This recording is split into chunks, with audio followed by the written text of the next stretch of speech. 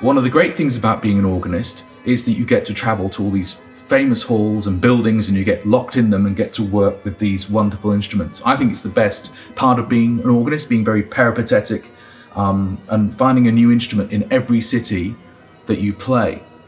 I wouldn't have it any other way.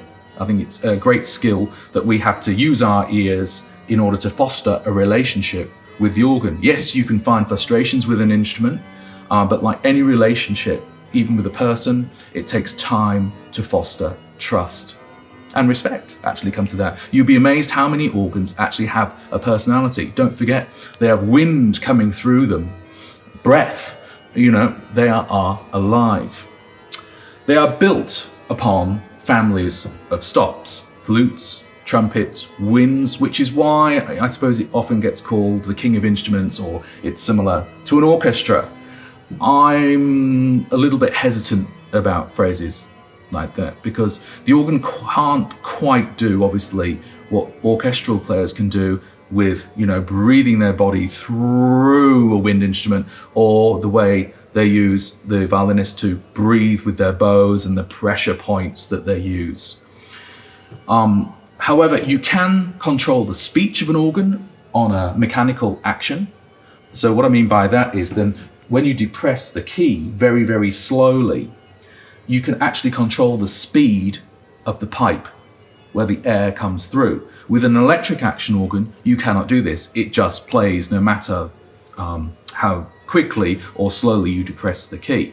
So that's why playing a mechanical action like this is always better for me personally, because you can actually start to build a relationship of how you want the organ to sound yourself. So you will see here there are 4 keyboards, and there's actually really 5 because there's a pedal board where we use our feet. Many people are not actually even aware that we use our feet and wonder what these stops do. And of course the saying, pulling out all the stops, comes exactly from this machine. When we pull them all out, of course, out comes a huge, loud sound. So if we pull a stop, no matter how hard I might strike the key like on a piano, the sound will largely remain the same. It won't be louder or quieter. That's nothing to do with it. So I don't want to strike the key too hard, but I'll give this quite a firm strike. Or I go soft.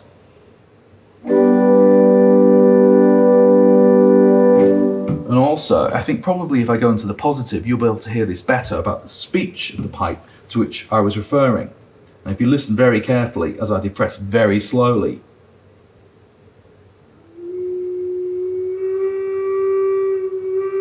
you can actually hear the variance. And so if I do it quickly, you can create an accent by striking very quickly. If I want a softer start, then you can go very slow. I would never go quite that slow in a performance, obviously, but just to give you an idea of how you can control the speech and attack an organ. So you can make accents and decrescendos by playing longer into the key, or coming off to make it more staccato. So the foundation of any organ is really this sound, the principle on the grate.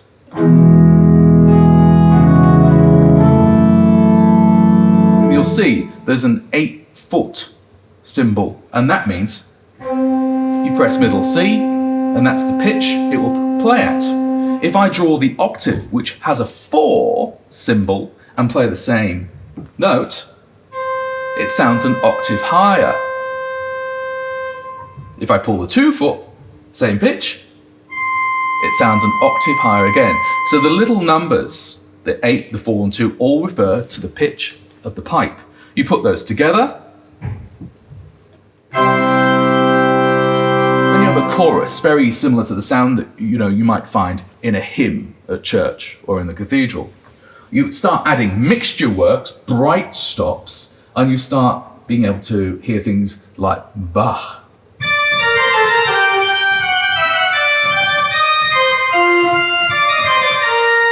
For fugues, so it's a very sort of transparent sound, so you can hear all the counterpoint going against each other. That's the point of the brightness. Then we have the swell organ here, which sits above the grate. There is actually a swell box which you can control with your right foot that opens and shuts the shutters, which makes it louder and softer. It's a form of expression. So if I pull out maybe the strings, which is a nice soft undulating sound here. Now I'm going to start opening the box. And now if I shut it, you can hear the expression. As well as the principals and the mixtures, we have the reed families. Now there's a little hautbois or oboe here on the swell, which is supposed to be sort of like an orchestral oboe, but I just think of it as a colour of an organ stop, to be quite frank. Then you have the battery of reeds here, which are the sort of brass. Then you have the great reeds underneath here.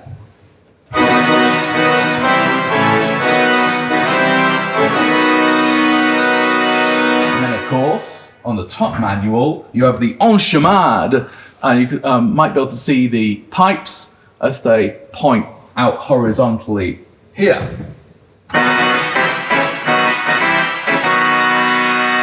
sort of royal effect. And then in the feet, the pedal reeds, with a 32-foot reed, which is the lowest, longest pipe sound you can get.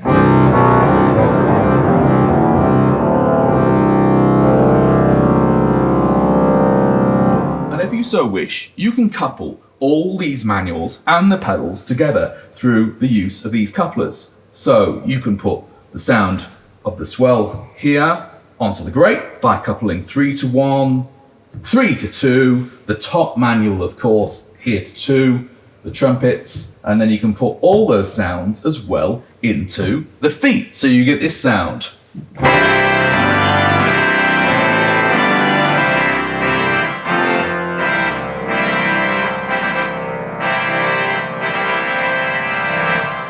So it's got tremendous power, and it's very exciting to play, and I think it's very exciting to listen to, not especially if it's for your first time. It's like seeing Star Wars for the first time.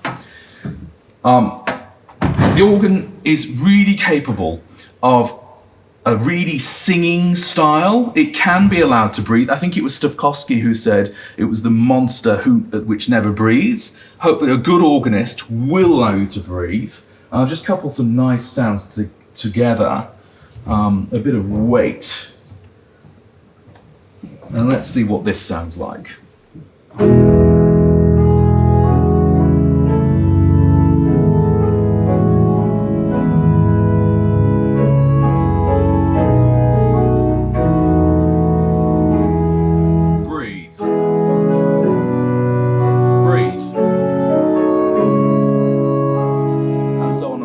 So it's a very rich style. It would be called in the French style the fond sounds, all the foundation stops grouped together with a very deep rumbling pedal. You particularly find those on Cavaillé-Coll organs associated with Widor, probably the most famous organ piece ever written for the organ. I'm sure you'll all recognise this one, the Widor Toccata.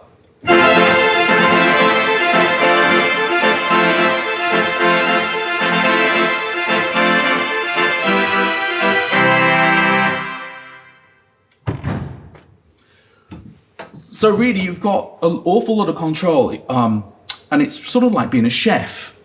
You need to use your ears in a way that a chef might put together the ingredients, and you get to put together the sounds. Sometimes the composers specify the sounds that you need to use. You know, the flutes, the diapason, the reeds coupled together, maybe some more slightly odd sounds like the mutations here for special effects. Really, you get to cook it, though, sometimes the way you want. And that's one of the great joys about being an organist, is being allowed to use your imagination.